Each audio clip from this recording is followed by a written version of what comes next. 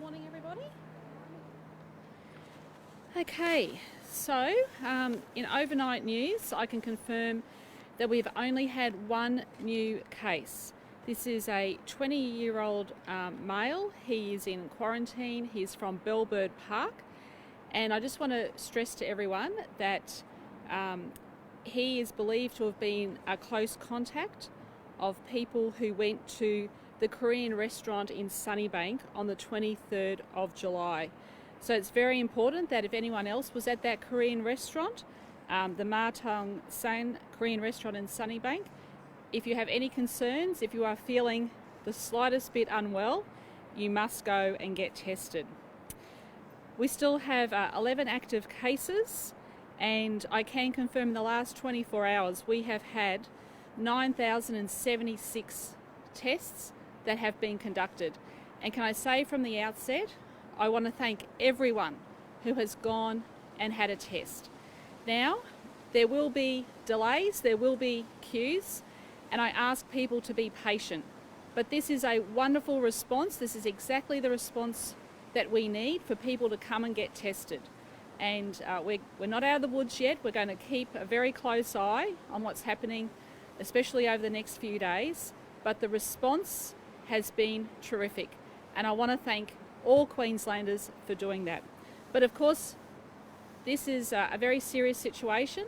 And of course, over the weekend, I want Queenslanders to really think about social distancing. Really, really think about social distancing. Keep up the good hand hygiene. It is absolutely important. The other thing that I want to mention today too is, of course, from 1 a.m. tomorrow, Greater Sydney is a COVID hotspot. There will be delays at the border. So think about your travel plans and think about where you need to go and think about the timing of those journeys. I'm not making any apologies for those delays because our police have a very important job to do, and I want to thank everybody for the work that they are doing on our borders to keep Queenslanders safe. There is nothing more important during this time. So the Police Commissioner and the Deputy Commissioner will address this issue. So I'm very, very comfortable with the rapid response that has been taking place in relation to these girls returning from Melbourne via Sydney, and the rapid response that has been put in place by health and the police is outstanding. And I want to pay a big public thank you to everybody who has been involved in that effort. But it is also very important, if you are sick, to stay at home and get tested. Any symptoms whatsoever, we want people to do the right thing. And like I said yesterday, if you're going into a crowded venue, you need to make sure that you social distance or you leave if you do not think that social distancing is being adhered to. Now is not the time for complacency. Complacency is our enemy. So do the right thing. And if you see someone not doing the right thing, call them out. I do. So make sure that you do the right thing and we'll get through this together. I'll hand over to the Deputy Premier, and the Chief Health Officer will give a more detailed explanation about that man from Bellbird Park. Thanks, DP. Thank you, Corinne. Well, the new case reported today brings Queensland's total number of COVID-19 cases to 1,083. 11 of them remain active. 5 are in hospital. We broke records yesterday in Queensland for our level of testing. 9,076 tests, 7,627 Queenslanders. Of those tests, 726 were in the West Moreton HHS, 2,498 in Metro South HHS, the largest focus of this effort, and 1,428 in the Metro North HHS. The new case today is a 27-year-old male from Bellbird Park. He's related to a person who went to the Mad Tong San restaurant in Sunnybank on the 23rd of July, and that is considered the most likely source source of the infection. It underlines just how critical our contact tracing efforts are, and more than 1,500 contacts have now been traced related to these 3 cases. It also underlines how important it is for restaurants to keep a record of their patrons. Those records are incredibly important. They allow us to contact people quickly who may have been exposed to the disease. It also underlines how important it is that everybody checks that list of places where we think people who've been infected have been. That list is a source for information so that you can know if you have potentially been exposed. And if you see that list, if you know of anyone who's likely to have been to those locations, please alert them to it. Last night, Queensland Health issued a list of restricted suburbs, and I understand that it has been circulating on social media. I'd like to emphasise that list of restricted suburbs, the only new restrictions that apply to those suburbs are to aged care facilities in those locations. There are no other additional new restrictions there. As I said, record levels of testing, but in some cases that has overwhelmed our fever clinics. We want to thank everybody who has got tested. We want to thank them for their patience, apologise for the delays where they have occurred. Testing is incredibly important. I want to assure Queenslanders that I've asked Queensland Health and the affected HHSs to do everything that they can to ramp up testing capacity, to improve queue management, to ensure that people get tested as quickly and as conveniently as possible. On the Queensland Health website, there is a page where you can put your postcode in and get a list of locations where you can be tested. Our fever clinics are not the only options. You can also be tested at a range of other healthcare providers, including our fantastic private pathology services, QML and SNP, and I'd like to thank them for their work assisting us to do those tests. And finally, today is the day that Queenslanders who are currently in Sydney and who would like to return without going into quarantine must return. So it's a message to anyone currently in Sydney who is a Queensland resident and who would like to return without having to go into hotel quarantine. Today is the day that you must come home.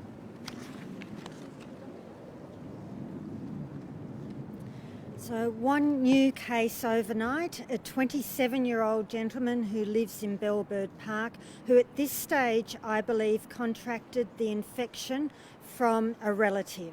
We still need to confirm those details, and we'll be working through all the contact tracing related to him. But at this stage, we know that one of his relatives, who may be the source of the infection, works at the Bolton Clark Aged Care Facility in Pinjarra Hills, a very good facility. They already had very good COVID-safe plans, and they've put them into action this morning just in case we do find out that person who works there is the source of infection. That's in case any relatives who have their relatives in that aged care facility hear of anything. So that's a very important, very rapid response, and that aged care facility has done a very, very good job already this morning. So it is really important that all of us consider the 3 things that we each need to do to keep ourselves, our families and our communities safe. If we have any symptoms, no matter how mild, to stay home and get immediately tested. Secondly, to at all times maintain social distancing and wash your hands. And thirdly, to reconsider the need to travel to either New South Wales, Victoria or overseas. If we all do those things, we can keep ourselves, our families, our communities as safe as we possibly can.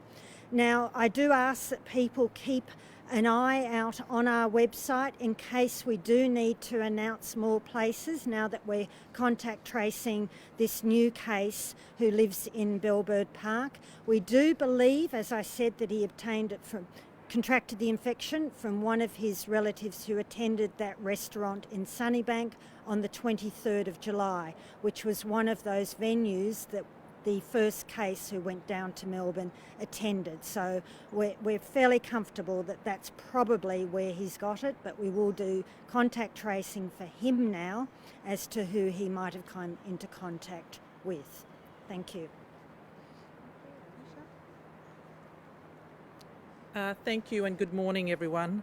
From the very outset, I would like to thank all of the community for your patience and really high level of compliance generally. This has been truly incredible and held us in good stead. Queensland Health, as you know, has put enormous resources into establishing these fever clinics, and we have been providing additional support in terms of traffic management as well as policing and obviously walking some of those lines that were there for an extended period yesterday. So can I please ask that people are very, very patient. Today we will continue with that traffic management. We will have additional police liaison officers and police actually walking up and down those lines. We haven't had an incident there yesterday, and that really is because people were getting impatient. So please be patient. I know it will take a while, but as I said and will continually say, this has held us in good stead as a result. The investigation into the 3 women that have returned from Victoria into Queensland has obviously resulted in charges.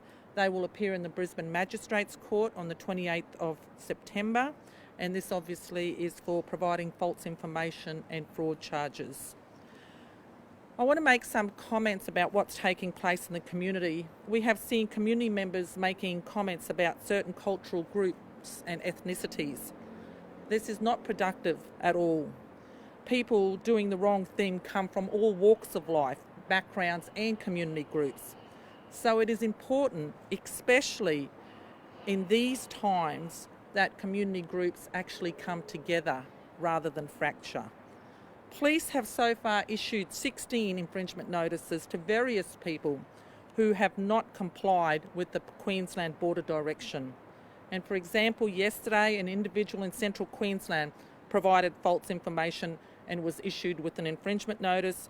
And there was a further incident overnight at Gold Coast border where a person was issued with a $4,000 fine for attempting to enter Queensland unlawfully. So police will continue to obviously issue these infringement notices for people who willfully and recklessly do the wrong thing. And today we have issued 2,169 infringement notices. The Deputy Commissioner will comment on the sheer number of people that we have processed with other departments, both at the road borders as well as the air borders. It has been substantial and absolutely sterling effort by all of those involved. We, as you know, have a new border system coming in from 1 a.m. tomorrow as Greater Sydney is declared a hotspot. So whenever a new direction does come in, there will be delays. So the message from all of us, as always, is please be patient. Plan your trip, and planning your trip actually means giving yourself a little bit more time.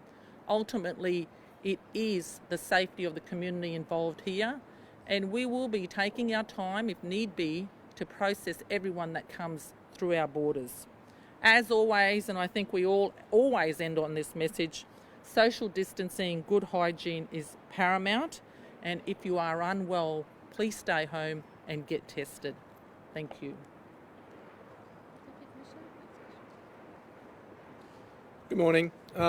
May I start with the investigation that the Commissioner just spoke about, and just assure everyone that we have concluded our inquiries in relation to the breaches of our border by these 3 individuals. We have high confidence that we've been able to identify all the information that we need to be able to trace where these young women have gone. And you've heard this morning from Health about some of the things that are in place in terms of how we're trying to deal with that. So we're very comfortable with that. Obviously the charges for very serious offences are now a matter for a court to be considering when they appear in September. Can I talk about the 3 areas that the Commissioner just alluded to, and starting with our borders? The borders have been a very effective mechanism for us, and it's important to remember that since we started the border controls back in March, that over 500,000 vehicles at our road borders have now been checked. 11,312 people have been put into quarantine for coming from overseas. And since we've gone to open borders, on the 3rd of, since we've gone to hotel quarantine in Queensland for people domestically coming from hotspots around the country, we have put 1,507 people into hotel quarantine to try and keep our community safe. You would hear from the Chief Health Officer when she's talked about new infections over the past few weeks that the predominant number of those people have been in quarantine. So clearly our quarantine and borders have been working in keeping our community safe. The numbers are quite staggering. We've already hit 100,000 people since the 10th of July being checked at our domestic airports. We're expecting around 8,000 people coming into Brisbane today from interstate. Obviously, a number of Queenslanders wanting to come back home before the restrictions come into effect tomorrow morning. And we are in a position to be able to process them very effectively. So our borders are working, and I've listened with interest to some of the suggestions that are coming out there around what we should consider in terms of how we do our borders. We're very interested for the ideas that come out of our community. Can I give everyone assurance that we have thought about all of these extensively? We have tested the things that we need to do, and within the current legal and other operational restraints we have, we are operating on the best system. But we continually review it and we can continually adjust it. And certainly those people that are coming out of the Greater Sydney hotspot that have a border declaration pass will be getting push notifications telling them that there's changed circumstances and they need to update their passes. That's just an example of some of the things we've done to try and streamline the system. So high confidence there. We're able to meet that, and as you've heard from the Commissioner, we're still detecting people trying to get through the system falsely, and we'll continue to do that. With respect to our rapid response, of course, that's the third tier of our protection, so if people do get through that system, we're able to rapidly identify them and then test and quarantine those people in the community that need to do that, and that's unfolding as we see that.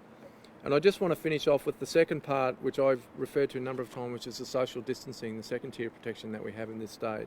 That's the really important one that I'd really like our community to think about, because that's the one that our community can do the most about.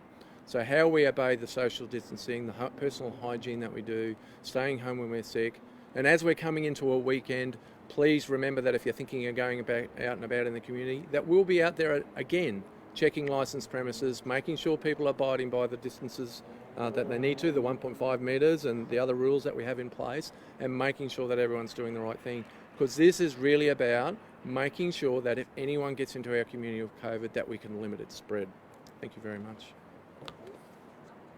Yeah, sure. Do you have any numbers on how many people have been coming into Queensland from Sydney and the past week? What I can tell you, but we don't keep specific numbers for each areas. But we do keep numbers of people who have been turned around. So since the 10th of July, at our borders, road borders that is, 2,593 people have been turned around. So that would be from hotspots both in Victoria and Sydney.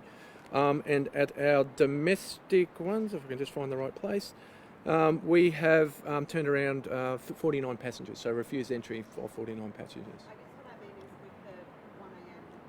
set date on Saturday, a lot of people trying to get back into Queensland before that comes. Yes, that's what I was talking about when I said the 8,000 passengers expected today. That's a lot more than we would normally see, so this is clearly people coming back from Sydney.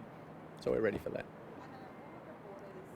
All roads into Queensland being manned 24/7. Are you hearing any reports of people trying to sneak people through country roads? Look, we've had various reports from time to time, but we've got systems in place for all of those. They're not staffed 24/7 necessarily way out in the remote parts of Queensland. There's very small backtracks, but what we have got is patrols in those areas and police doing intercepts of people that are in that area to check whether they've come across or not.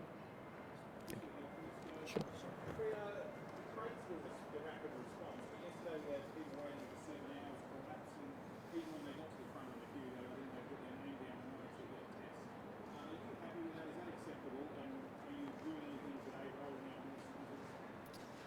Look, as I said, it's not good enough.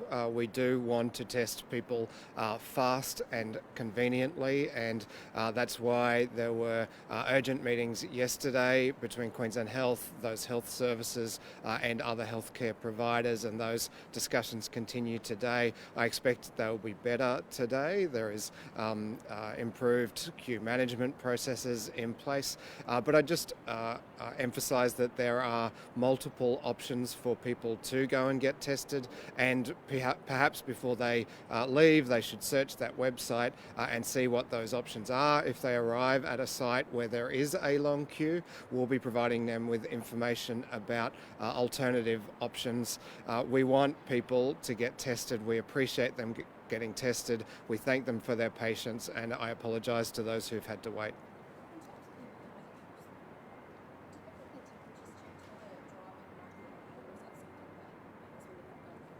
Not routinely, but I might ask the Chief Health Officer to explain why. Not everyone who gets a COVID-19 infection ever gets a temperature, so it can be quite a late symptom. So it's far more important that people take note of any other symptoms rather than waiting for a fever or a temperature. So we know that's not the best way of checking people. It is being done in some places, often though as a tool to remind people of the importance of saying whether or not they've got any symptoms, because whether or not you've got a temperature doesn't mean you do or don't have COVID-19.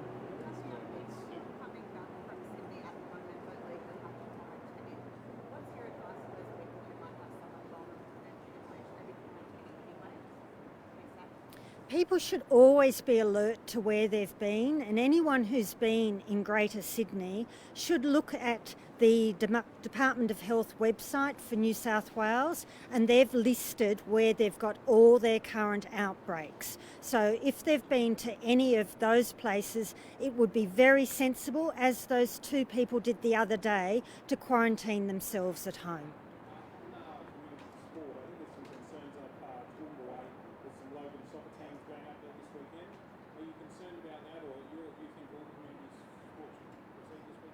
I believe that Queenslanders should proceed about their normal business as they have been. If they've got any symptoms, as always, they should stay home, they shouldn't be out and about, and they should get themselves tested. But if they're absolutely well and they're not in quarantine because they're a known contact of a case, then they should do what they would normally do. Yes. So we know this is very early information and it could rapidly change, but I'm just being extra cautious, and this aged care facility is also being extra cautious. So the 27-year-old gentleman who tested positive overnight, lives in Bellbird Park, he has been in contact with his partner and his partner's wife, and potentially, I believe, contracted COVID-19 from one of those two individuals. Now, we don't have results on either of those individuals, but we do know that both of them attended that restaurant on the 23rd of July at the time that the first case, who came back from Melbourne, attended. So it's highly likely that one or both of those two individuals are positive for COVID-19, because we don't have other outbreaks going on in our community today. They're related to these two people and the third person who went with them down to Melbourne. Now, one of those two individuals that I believe probably has COVID-19 works at that aged care facility. So just until I find out which individual has had the infection and which individual worked there, I've asked that the aged care facility take a very cautious response, which they've immediately done.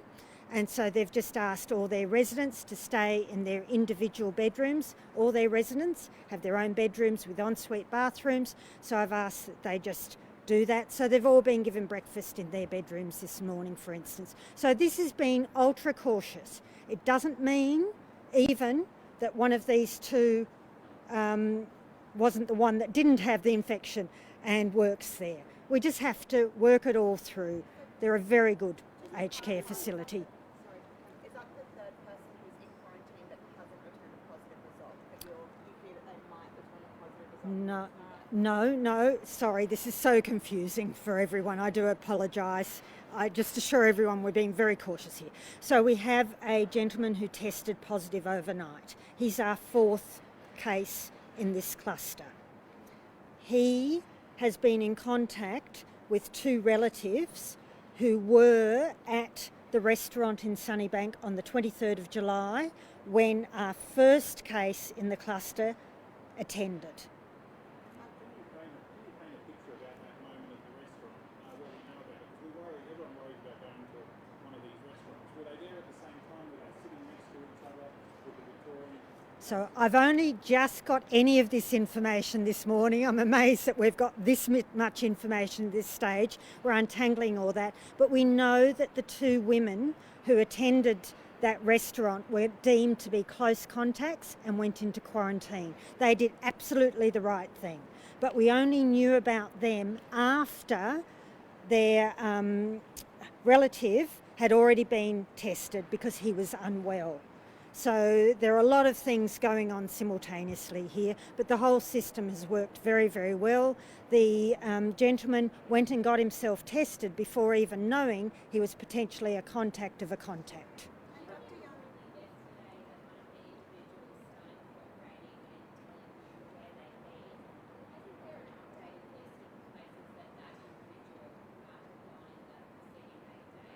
Because they mainly stayed at home. I do. We have excellent police who have done a really good job all through this. We know police are very good at interviewing people who don't necessarily want to tell the truth, and we've checked that with supporting information from the other travel companions. So we're pretty comfortable. But having said that, we don't know where this virus could be. So here we've got a gentleman in Bellbird Park who's suddenly popped up positive. We think we've tracked back the chain to where he's probably got it from, but that's think and belief. I don't know that. So at any point in Queensland today, we could have cases pop up. So that's why the most important message is, if you're sick, stay home and get tested. We don't have a lot of other disease out there. I think last week we had 10 cases of influenza in the entire state of Queensland. We don't have a lot of respiratory disease. So if you've got respiratory symptoms today in Queensland, there is a reasonable chance that those respiratory symptoms are due to COVID rather than due to something else. So the most important message is, don't yourself try and work out where you might have got your respiratory symptoms from. Leave that to the contact tracers. You just go and get yourself tested. And look, I do apologise for all of those queues that people are having to wait in. We're doing all our absolute best today to try and manage that better, to give a better response for people to be able to get tested. But I'm very, very grateful to the people who've come forward and managed those queues and got themselves tested.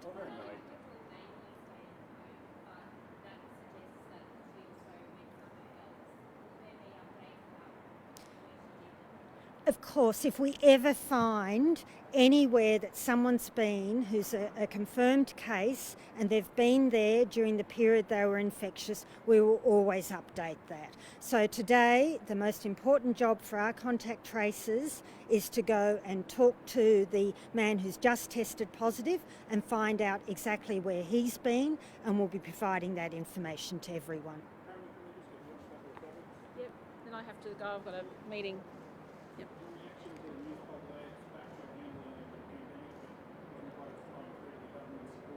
I'm only focused on one thing at the moment, and that's keeping Queenslanders safe. Have you had any discussions this morning about sending more Sorry? support to Victoria?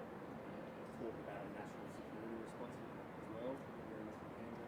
Any update? I don't know anything about that, no. Are you sending more support? We will always be talking to Victoria, and where we can send support, where we do have the resources, we are happy to look at that. And as you've seen, we have actually sent nurses down there. Everyone is absolutely focused on dealing with this COVID response, whether that's the health response or the economic response. My cabinet is 100% united in this. There's nothing more important.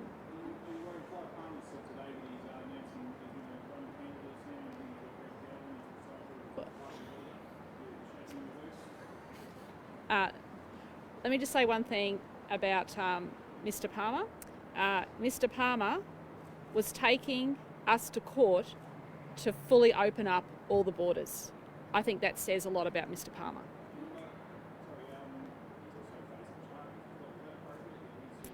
well, that's a matter for the courts. Yep. Yep. Can you just clarify, so at the border, aside from IDs and border passes, are police requesting anything else as proof of Look, people do their border declaration passes, and in that they provide certain information. So what our officers do when they intercept people is verify that information through whatever means. And as we know, people have various types of identification.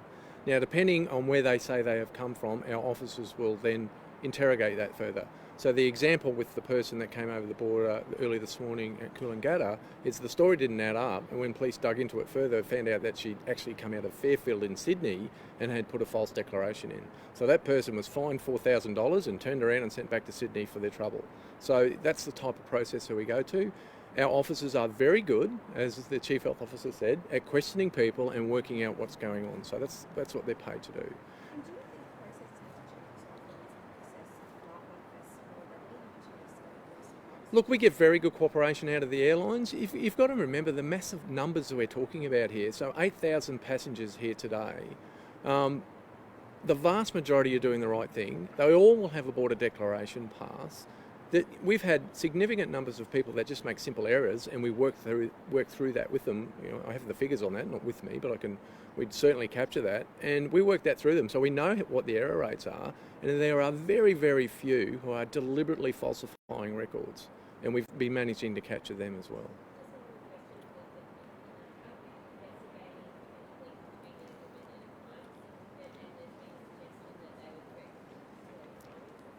Yeah, I've read some of the reporting. A lot of that is complete news to me. I've not heard any of that in any of the briefings I'm getting. We've got ongoing investigations, but really they're in our normal policing space. I'm not going to comment on them any further.